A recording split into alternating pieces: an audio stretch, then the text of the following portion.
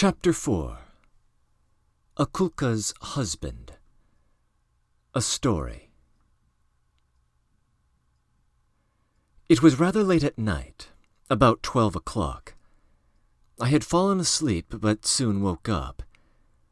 The tiny dim light of the night lamp glimmered faintly in the ward. Almost all were asleep. Even Ustyansev was asleep, and in the stillness one could hear how painfully he breathed and the husky wheezing in his throat at every gasp.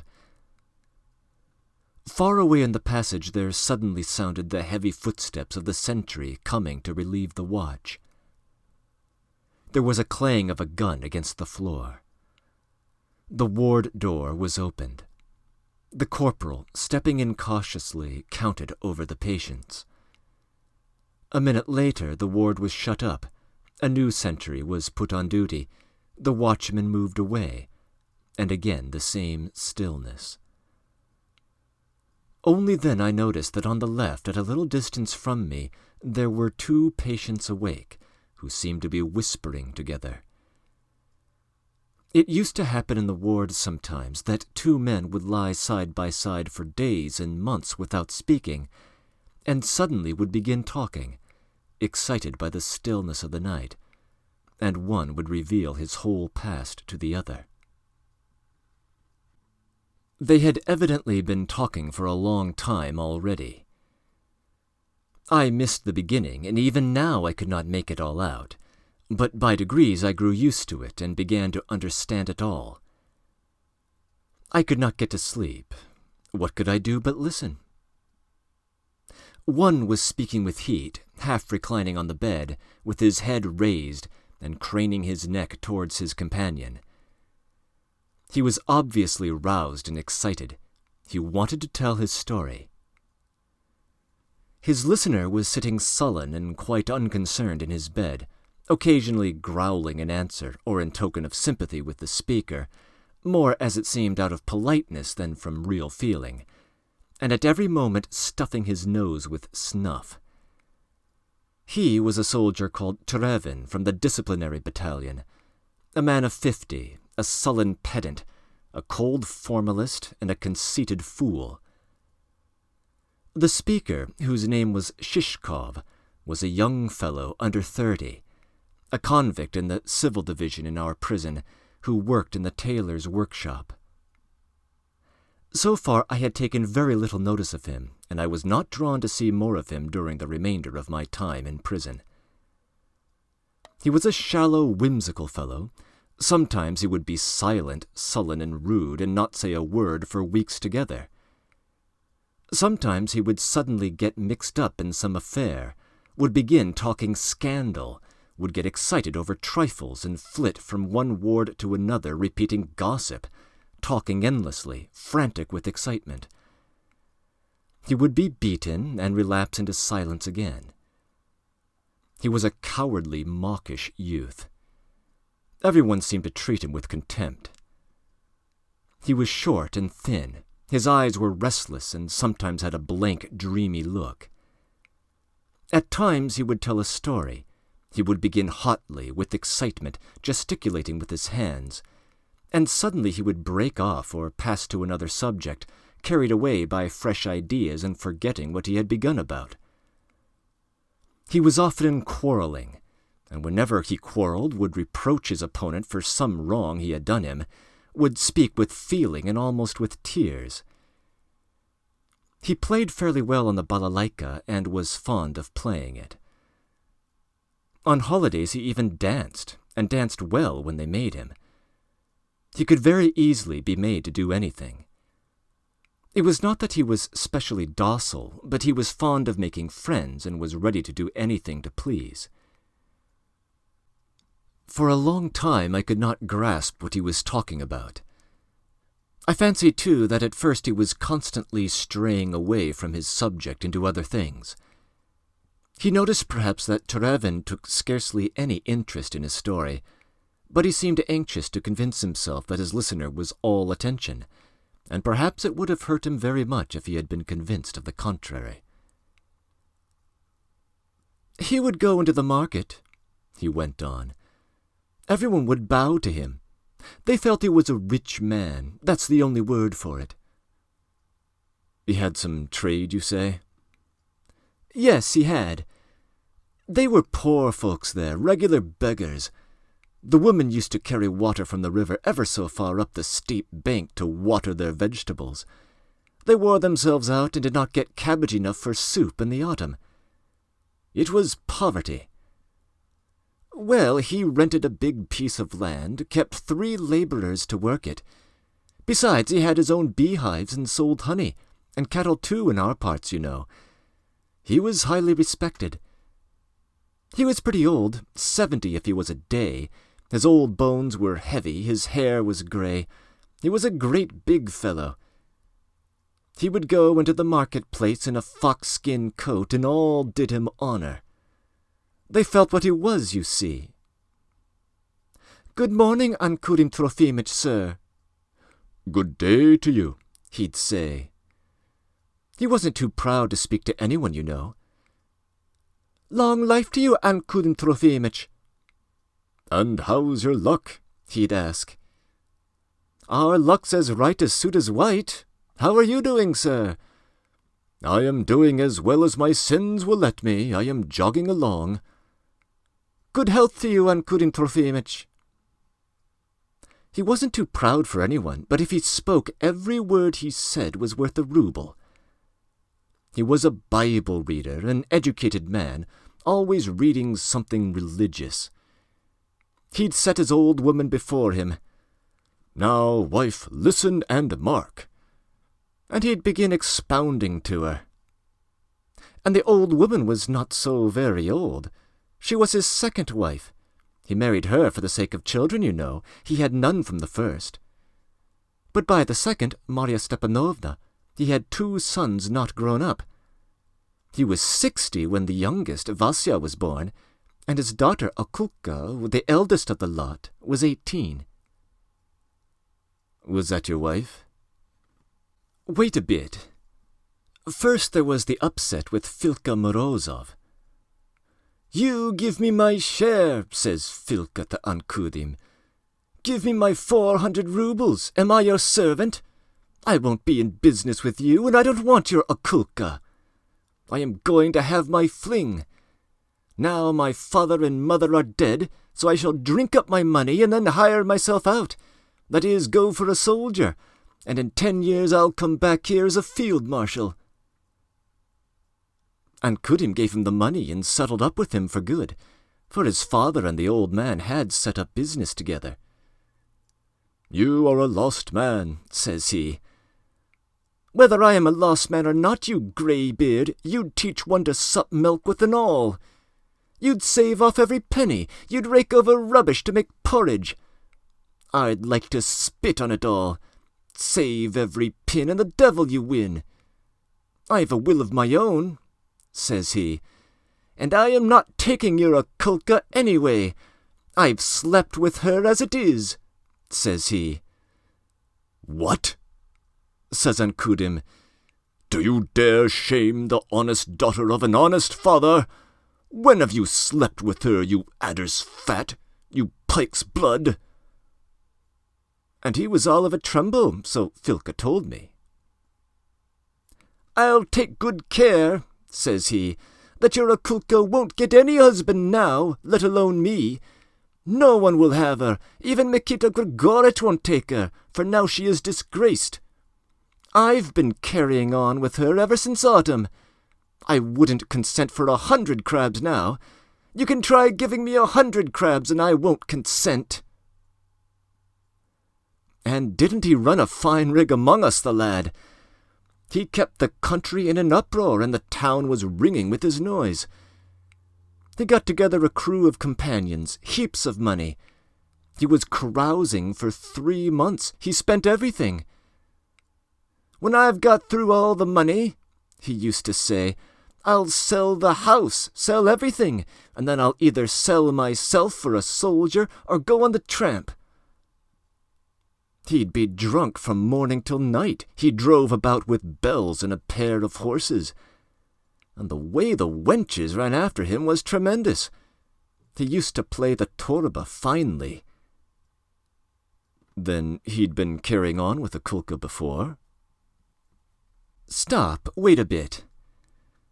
I'd buried my father just then too, and my mother used to make cakes, for she worked for Ankurim, and that was how we lived. We had a hard time of it. We used to rent a bit of ground beyond the wood, and we sowed it with corn. But we lost everything after father died, for I went on the spree too, my lad. I used to get money out of my mother by beating her. That's not the right thing, to beat your mother. It's a great sin. I used to be drunk from morning till night, my lad. Our house was all right, though it was tumble down. It was our own, but it was as empty as a drum. We used to sit hungry. We had hardly a morsel from one week's end to another. My mother used to keep on nagging at me, but what did I care? I was always with Filka Morozov in those days. I never left him from morning till night. "Play on the guitar and dance," he'd say to me, "and I'll lie down and fling money at you, for I'm an extremely wealthy man." And what wouldn't he do? But he wouldn't take stolen goods. "I'm not a thief," he says. "I'm an honest man. But let's go and smear a kulka's gate with pitch, for I don't want a kulka to marry Mikita Grigorich. I care more for that than for jelly." The old man had been meaning to marry a kulka to Mikita Grigorich for some time past. Mikita, too, was an old fellow in spectacles and a widower with a business. When he heard the stories about a kulka, he drew back. "That would be a great disgrace to me, Ankurin Trofimich," says he, "and I don't want to get married in my old age." So we smeared a kulka's gate. And they thrashed her for it at home. Marya Stepanovna cried, "I'll wipe her off the face of the earth." "In ancient years," says the old man, "in the time of the worthy patriarchs, I should have chopped her to pieces at the stake. But nowadays it's all darkness and rottenness." Sometimes the neighbours all along the street would hear a kulka howling. They beat her from morning till night. Filka would shout for the whole marketplace to hear. "A kulka's a fine wench to drink with," says he. "You walk in fine array. Who's your lover, pray?" "I've made them feel it," says he. "They won't forget it." About that time I met a kulka one day carrying the pails, and I shouted at her, "Good morning, Akulina Kurimovna. Greetings to your grace. You walk in fine array. Where do you get it, pray?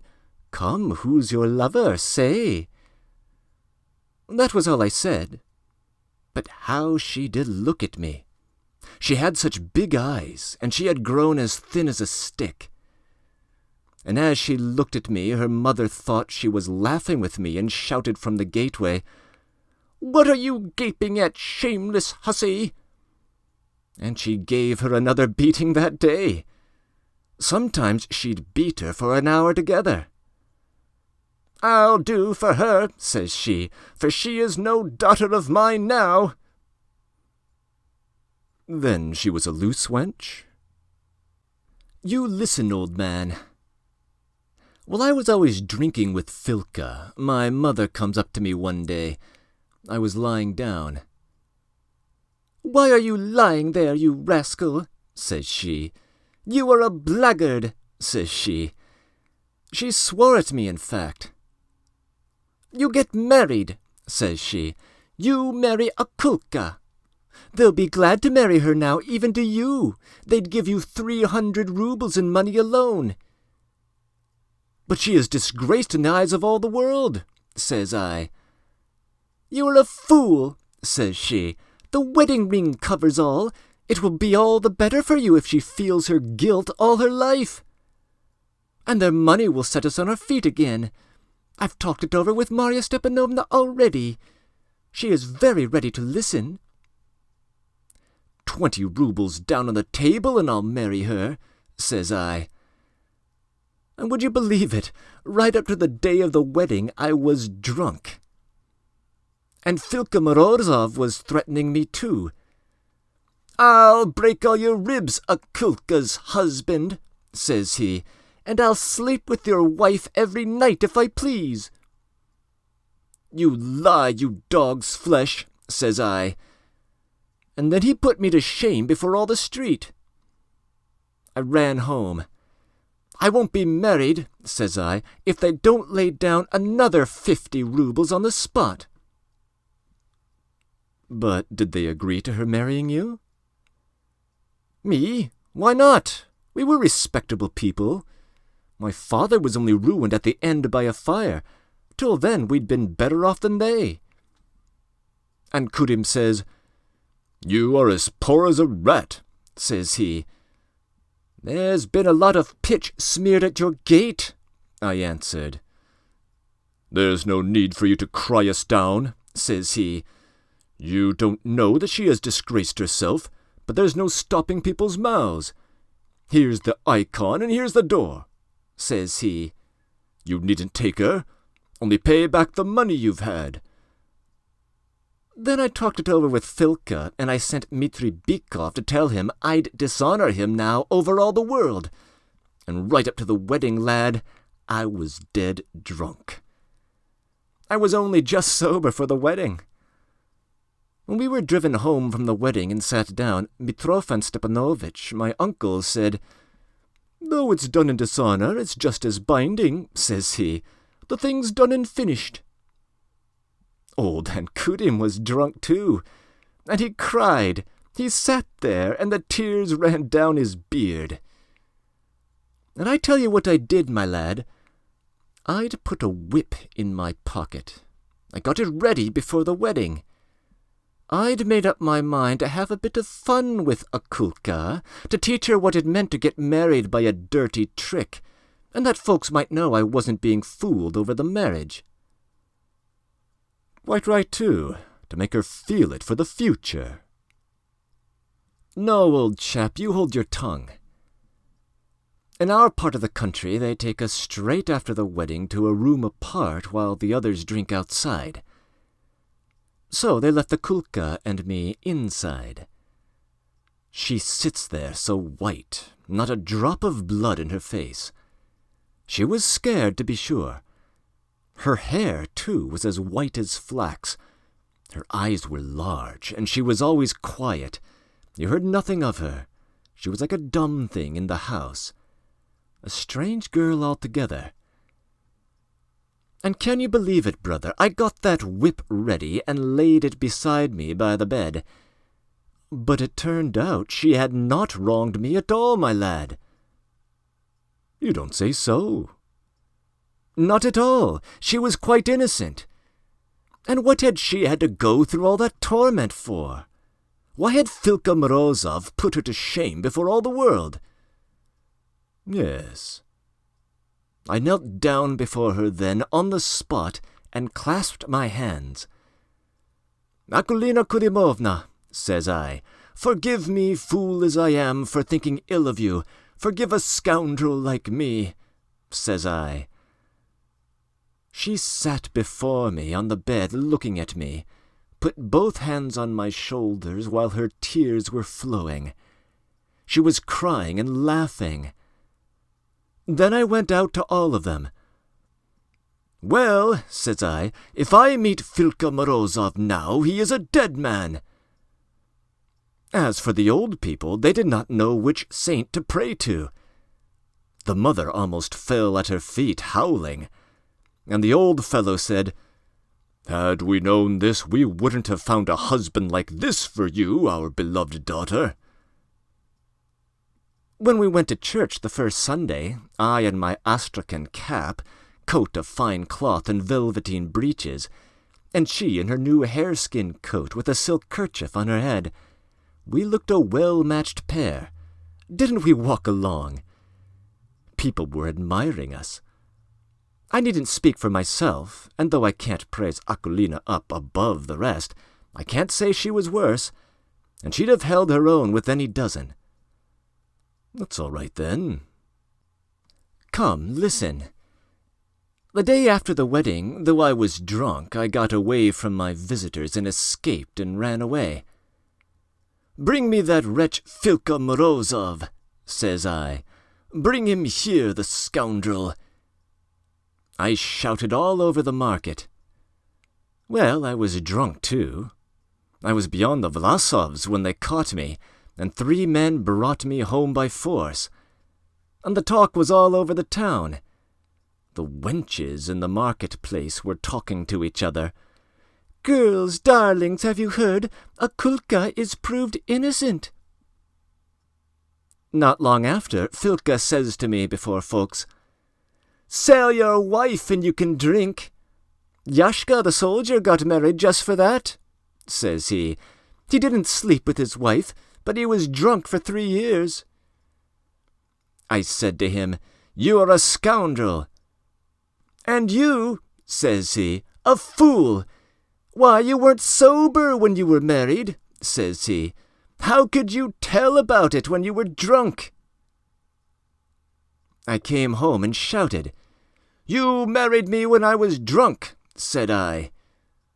My mother began scolding me. 'Your ears are stopped with gold, mother. Give me a kulka.'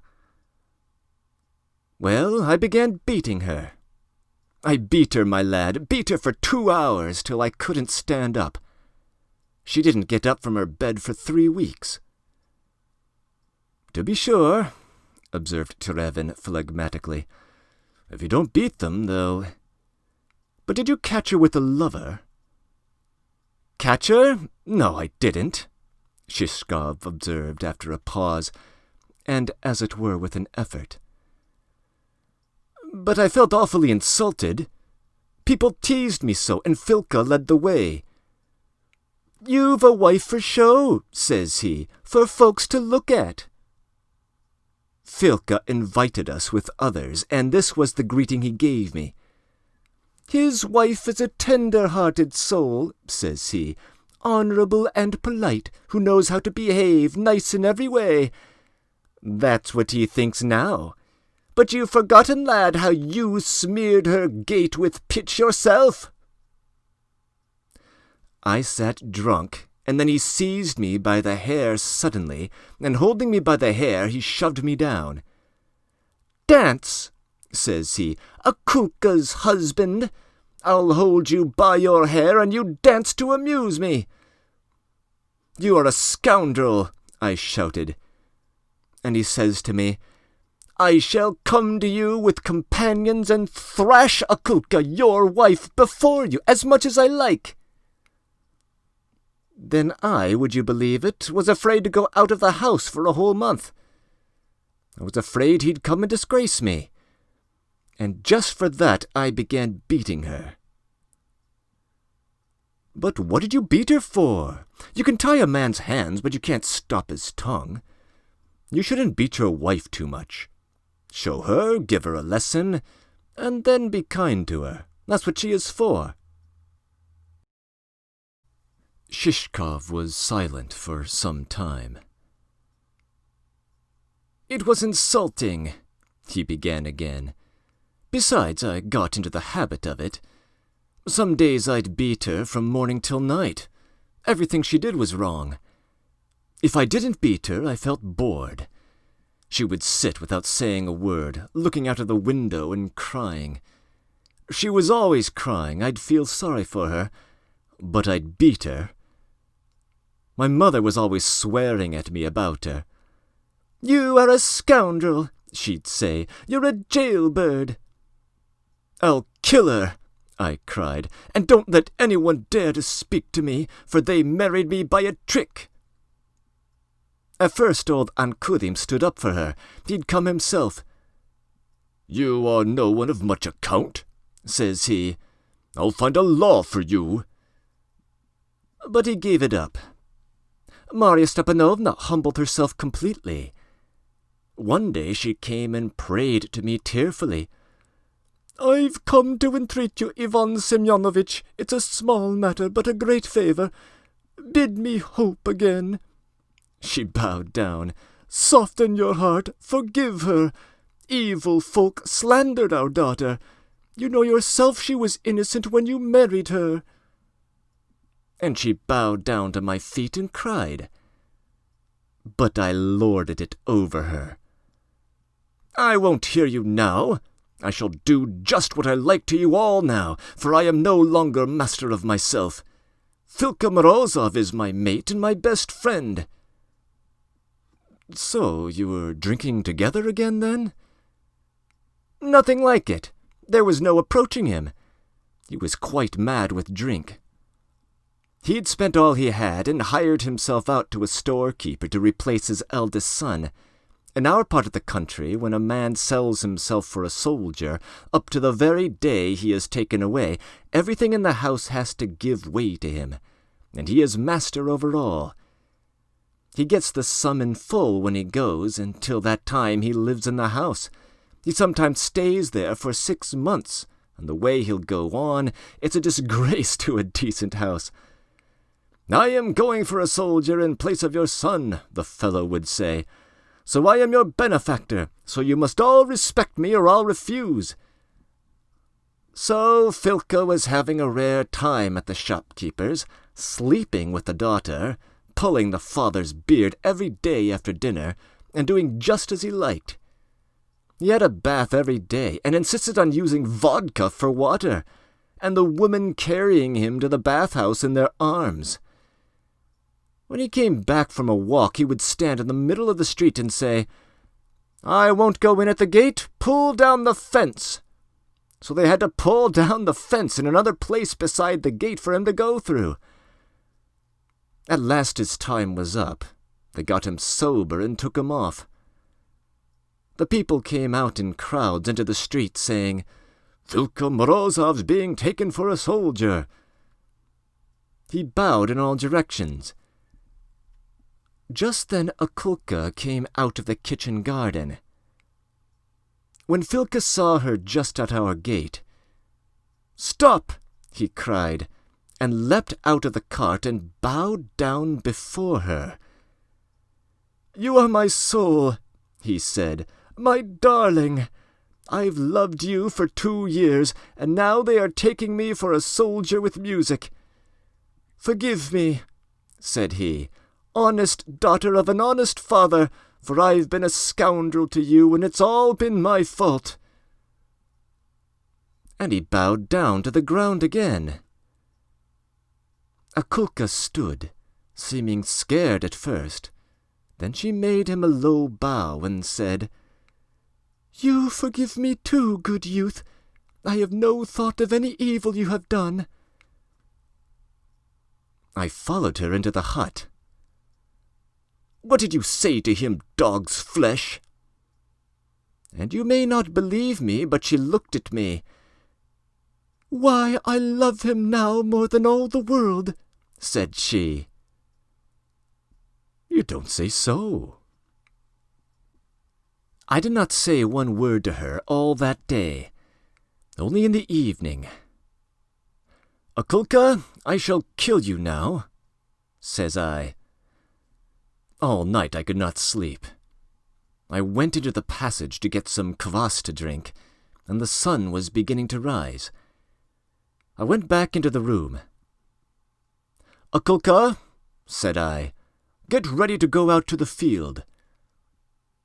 I had been meaning to go before, and Mother knew we were going. 'That's right,' said she. 'It's harvest time now, and I hear the labourer's been laid up with his stomach for the last 3 days.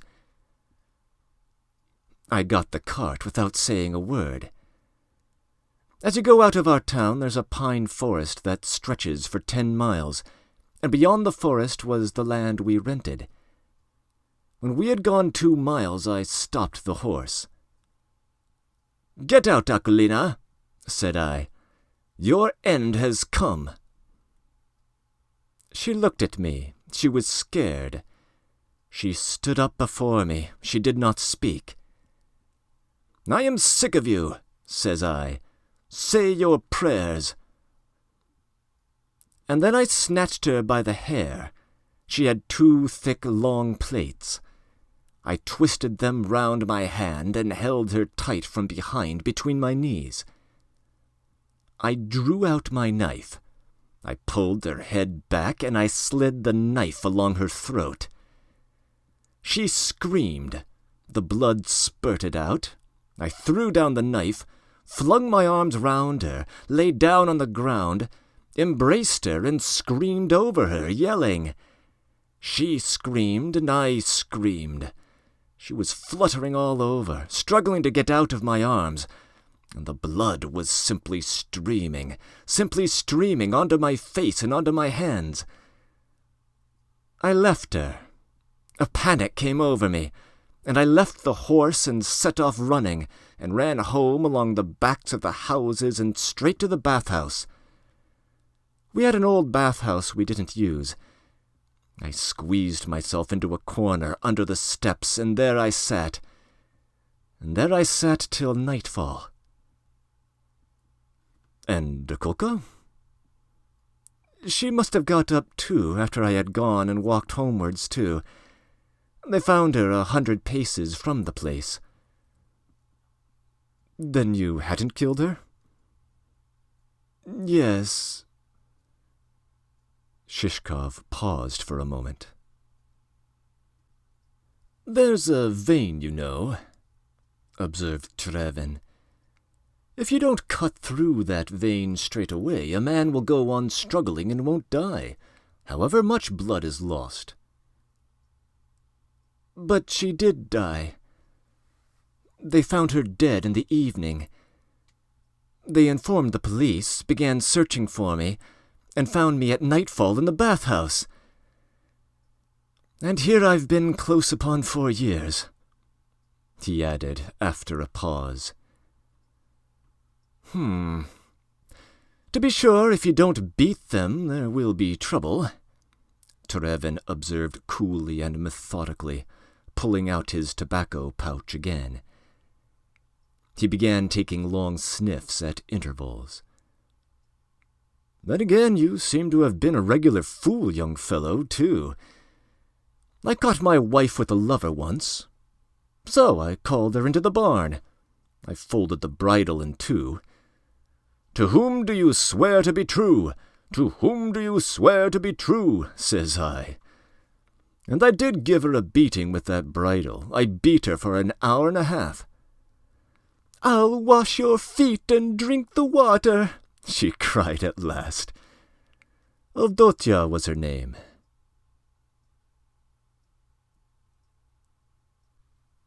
Breaking in. The plot of this sordid little story might be just complicated enough to reward a second reading. But the nerve of the tale is that the beastly Filka Morozov has a motive for his unconscionable behavior, his love for Akulka. It is this that leads him to slander her horribly. He does it to prevent her businesslike marriage to the elderly Mikita Grigorich. And this is why he taunts and tortures Shishkov both before and after the wedding, first in an attempt to prevent it, and later out of jealousy and to disrupt her marital happiness with someone else. But the jealousy runs both ways, and so the equally nasty Shishkov murders his bride. There is a great deal in this story worth attending to, and I will return to it later in my concluding comments.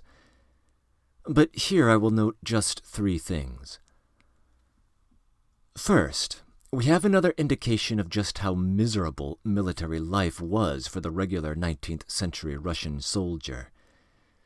A village father, it seems, would be willing to put up with any indignity, the dishonor of his daughter, offering daily vodka baths, and so on, to spare his son the burden of military service.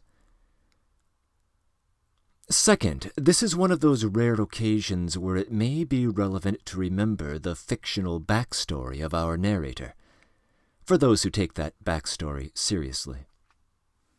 You will remember that Goryanchikov himself is supposed to have killed his own wife out of jealousy, and is now quietly receiving a detailed account of a similar tale. Third, those who are familiar with the mature works of our author will find something characteristically Dostoevskian about this tale of depravity. There aren't many authors who can unearth the darkest parts of the human soul the way the later Dostoevsky can. This skill did not emerge full-grown out of his virgin breast. It developed in him, among other times, in the middle of the night, in a hospital ward in a Siberian prison camp. End of comments.